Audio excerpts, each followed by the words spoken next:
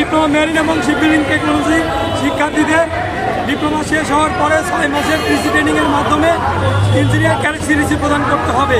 2 নম্বর দাবিটি ছিল আমাদের বিভিন্ন মন্ত্রণালয়ে উপপ্রকৌশলী হিসেবে মেরিন এবং শিপবিল্ডিং টেকনোলজি শিক্ষার্থীদের নিয়োগ বিধান চালু করতে হবে। আমাদের 3 নম্বর দাবিটি ছিল প্রতিটি ইনস্টিটিউটে সিওসি থ্রিধারী মেরিন ইঞ্জিনিয়ারদের শিক্ষক হিসেবে নিয়োগ দিতে হবে।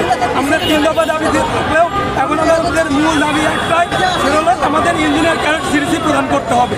আমরা আজকে সারাদিন এখানে অবস্থান কর্মসূচি পালন করবো। এরপরে যদি আমাদের সুস্থ কোনো সিদ্ধান্ত না দেয়, আমরা আগামীকাল থেকে এর থেকে কঠিন সিদ্ধান্তে যেতে বাধ্য হব। আমরা প্রবাসী কল্যাণ এবং প্রবাসী কল্যাণ ও বৈদেশিক কর্মসংস্থান মন্ত্রণালয়ের আওতাধীন বিএমইটির অধীনস্থ 6টি ইনস্টিটিউটের শিক্ষার্থী। আমরা বিএমইটি এবং আমাদের মন্ত্রণালয়ে দীর্ঘ 2 মাস ধরে এই বিষয়ে অবগত করে আসতেছি।